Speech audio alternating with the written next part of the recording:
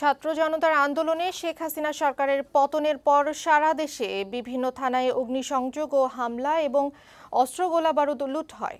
তবে অন্তর্বর্তী সরকারের দায়িত্ব গ্রহণের পর অনেক জেলায় অস্ত্র ও গোলাবারুদ জমা দিয়েছে। সেনাবাহিনীর অভিযানে একাধিক স্থানে অস্ত্র উদ্ধার করে থানায় হস্তান্তর করেছে। সংবাদদাতাদের তথ্য ও চিত্রে খালিদ হাসানের প্রতিবেদন। গত ৫ই আগস্ট ছাত্র জনতার আন্দোলনে শেখ হাসিনা সরকারের পতনের পর সারাদেশে বিভিন্ন থানায় অগ্নিসংযোগ ও হামলা চালায় দুর্বৃত্তরা। বহু অস্ত্র গোলাবারুদ লুট হয়। ভৈরবে বৈষম্য বিরোধী ছাত্র সংগঠন সহ সচেতন নাগরিকদের সহযোগিতায় বিভিন্ন স্থান থেকে লুট হওয়া পুলিশের বন্দুক, শটগান, এলএমজি, স্ট্যান্ডগান, চাইনিজ রাইফেল, গ্যাসগান সহ গোলাবারুদ উদ্ধার করেছে সেনাবাহিনী। উদ্ধার হওয়া এসব অস্ত্র পুলিশের কাছে হস্তান্তর করেছে। এই অভিযানে আমরা ভৈরব এলাকার যে সমস্ত অস্ত্র এবং অ্যামুনিশন ছিল, অধিকাংশ অস্ত্র এখন পর্যন্ত আমরা উদ্ধার করতে পেরেছি। অস্ত্র অন্যান্য সামগ্রী ফেরত পাওয়ায় কৃতজ্ঞতা জানান ভৈরব থানার ভারপ্রাপ্ত কর্মকর্তা। বর্তমানে 4টি থানায় চলছে স্বাভাবিক কার্যক্রম।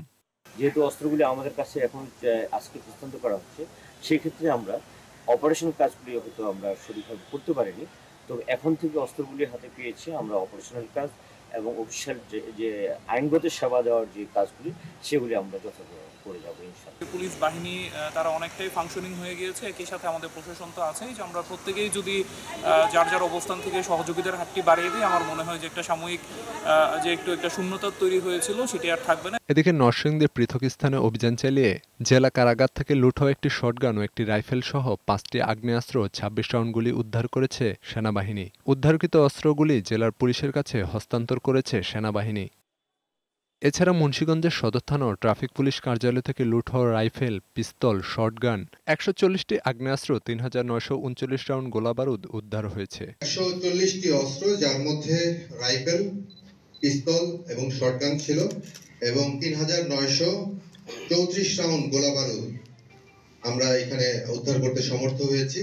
লুণ্ঠিত সকল অস্ত্র স্বেচ্ছায় ফেরত দিতে জনসাধারণের প্রতি আহ্বান জানিয়েছে প্রশাসন ও সেনাবাহিনী।